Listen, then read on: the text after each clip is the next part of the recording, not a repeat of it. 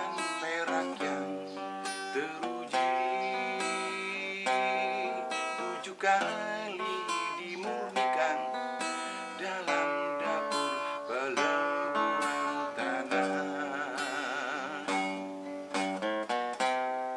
Janji Tuhan adalah janji yang murni, bagaikan perak yang teruji, 7 kali dimurnikan dalam dapur peleburan tanah.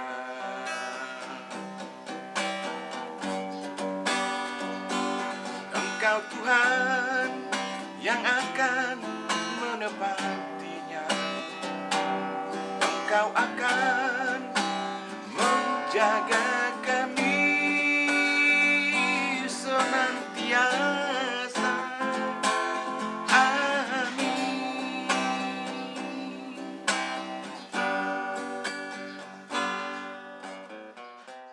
Salam alaikum Bapak Ibu Saudara kekasih. Kali ini kita berbagi renungan tentang domba, dirham, dan anak yang hilang.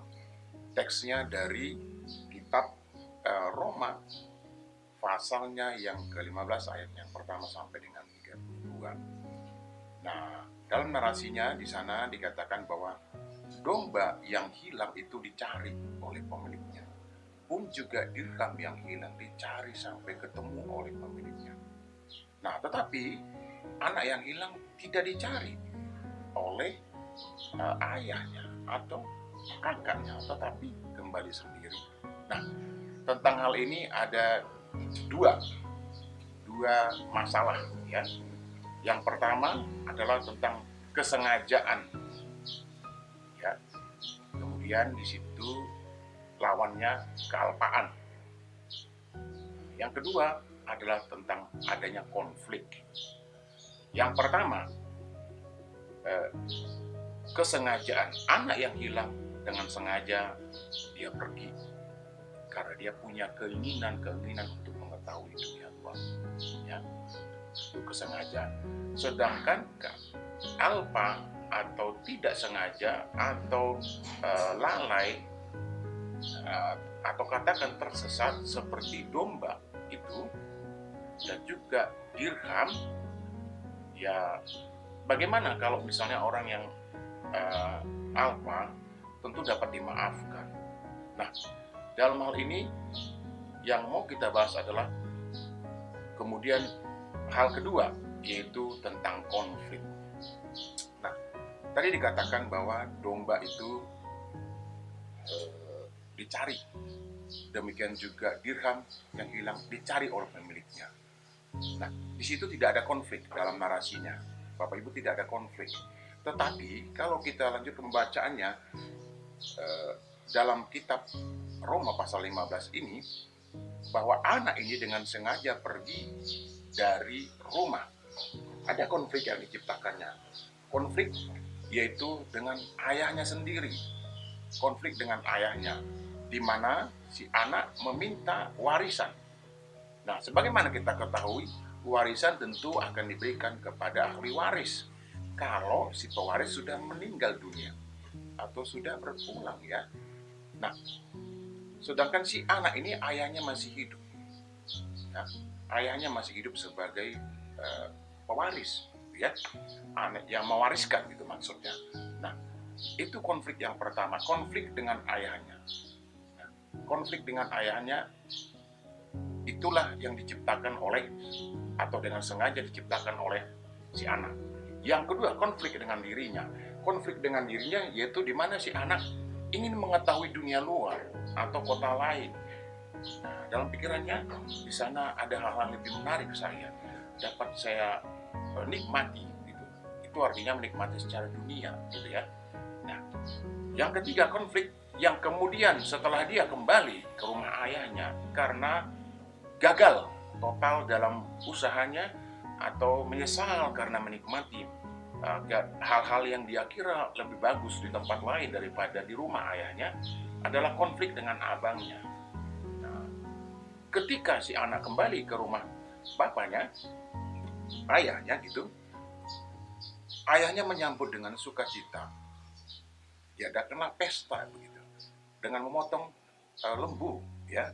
Lalu kemudian si anak diberikan jubah yang bagus, yang baru tentunya. Kemudian dikenakan sehelai cincin di jarinya. Gitu. Nah, si anak, kakaknya, si anak sulung melihat ini, lalu mengatakan kepada ayahnya, kenapa kok diadakan seperti ini? Dia sudah menyusahkan kau. Dia sudah menghambur-hamburkan harta. Gitu. Nah, ini dia, itu konflik yang ketiga ini. Nah, konflik yang ketiga ini sebenarnya juga terjadi karena si kakak ini, si anak sulung juga tidak paham dengan apa yang dia lakukan, gitu. Tidak paham. Nah, di sini dia kurang pintar, beda dengan si anak yang hilang ini, yang kembali ini karena pintar, ya. Dia tahu di sana, di kota lain, di tempat lain dia akan mati kalau tidak kembali ke rumah ayahnya. Nah, kelemahan si kakak ini, dia mengambil kesimpulan yang salah dengan kata-kata yang tadi itu. Lalu si ayah mengatakan, kenapa kamu harus cemburu? Kira-kira seperti itu bahasanya. Oh, ini juga semua sudah menjadi milik kamu. Karena apa? Bagian daripada si anak yang hilang ini, yang kembali ini, si anak nomor 2 ini, kan sudah diambil sebelumnya sebagai harta warisan. Nah, di situ kelemahan daripada si kakak ini. Dia tidak sadar. Nah, itulah konflik yang terjadi karena apa? Pertama, keinginan tahuan terhadap dunia luar yang seharusnya belum patut untuk dia nikmati. Yang kedua, dia meminta warisan. Padahal warisan itu akan beralih kepada dia kalau ayahnya meninggal. Dia tidak sabar gitu. Padahal potensi untuk maju lebih banyak lagi, hartanya itu besar. Hanya karena keinginan yang duniawi, terlalu duniawi begitu. Bagus ya, ingin tahu itu bagus, tetapi ingin tahu lalu kemudian melakukan yang melanggar suatu hal yang bertentangan dengan hukum gitu ya, karena meminta warisan tadi itu.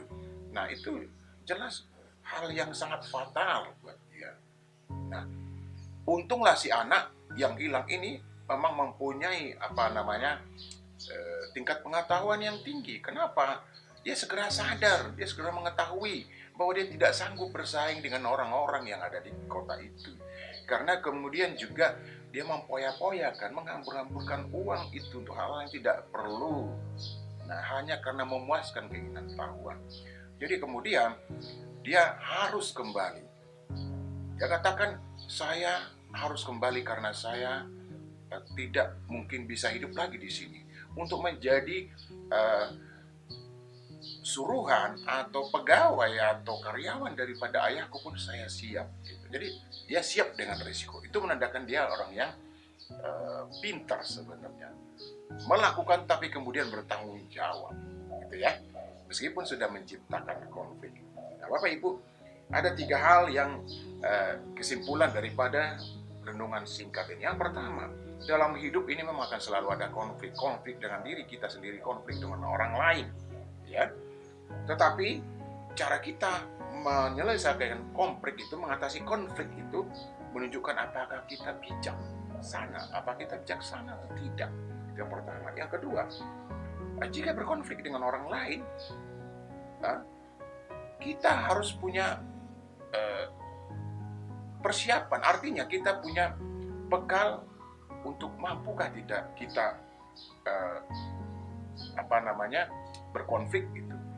Saya tidak mengatakan bahwa kita harus berkonflik dengan orang lain, tidak. Tetapi harus punya bukti. Itu maksudnya bukti untuk apa? Bukti untuk kita mampu menghadapi konflik itu. Yang ketiga, marilah kita berusaha tidak menjadi penyebab timbulnya konflik. Konflik dengan orang lain, konflik dengan alam, konflik dengan makhluk hidup yang lainnya, gitu ya. Yang sama-sama ciptaan Bapa Yahweh, yang sama-sama berhak untuk menikmati apa yang diberikan oleh Bapa Yahweh atau Tuhan itu terhadap kita. Ya, sehingga kemudian terciptalah harmoni kehidupan yang selaras. Demikian Bapak Ibu, renungan singkat kali ini. Bapak Yahweh besim Yesus Hamasia Wero Kades memberkati kita sekalian. Amin.